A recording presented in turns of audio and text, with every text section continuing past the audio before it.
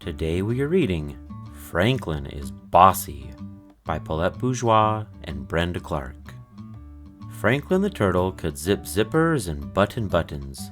He could count by twos and tie his shoes. He had lots of friends and one best friend named Bear. They played tag and marbles, hopscotch and ball, but one day something awful happened. Franklin and Bear had a fight. It was a steamy summer morning.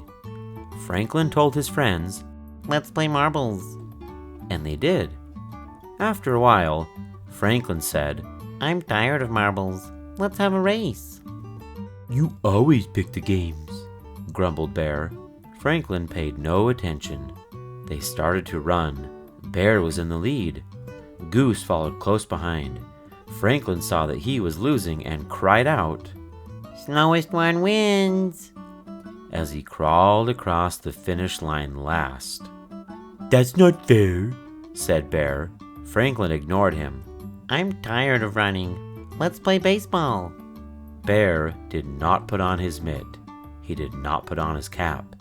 He was mad. "It's too hot. I don't want to play," said Bear. "Me neither," said Beaver. "It's not too hot." Said Franklin. "It's too," said Bear. "It's not," said Franklin. "I don't want to play with you, Franklin," shouted Bear. "And I don't want to play with you either," Franklin shouted back. Franklin stomped all the way home. "What's wrong?" asked his father. "There's no one to play with," answered Franklin. "Maybe your friends will come by later," said Franklin's father. "Maybe," he said. In his room, Franklin built a castle. He made a cape to be brave in. He made shields and swords and suits of armor.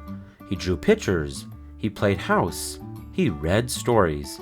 He played by himself for 1 whole hour, and then he didn't know what to do. So, Franklin went looking for company. His friends were in the river, cooling off. "Are you still hot?" he asked. No, They answered. "Then let's play ball." Said Franklin. Before anyone had a chance to say a word, Franklin started giving orders. "Bear, you play first base. Goose and Beaver, you go to the outfield. I'll be the pitcher." "No way!" shouted Bear. "I don't want to play with you. You are too bossy."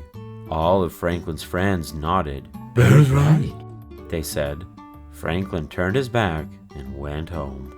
There was no one to play with and nothing much to do, so he helped his father all afternoon. They weeded the garden and washed the floors, and they made supper for Mole because he was sick. "You're a good friend," Mole told Franklin's father. On the way home, Franklin asked, "Do you and Mole have fights?" "Sometimes," said Franklin's father, "but we always make up." Franklin played alone for another whole day. He missed Bear and all his friends, and he had lots of time to think. He would go to Bear and apologize. Franklin and Bear met on the bridge. "I was going to your house," said Franklin. "And I was going to your house," said Bear. "I'm sorry," said Franklin. "It was all my fault." "No, it was my fault," said Bear. "Mine." Said Franklin. "No, mine," said Bear. "Stop! Shouted Beaver, who was listening under the bridge. This is silly." Beaver slapped her tail so hard that Franklin and Bear jumped. They started to giggle. "Friends?" asked Franklin. "Friends," said Bear. Beaver wanted to play baseball. Bear and Goose and Duck agreed. They were picking teams when Franklin insisted on being the pitcher. Again. All together, his friends shouted, "No fair, Franklin."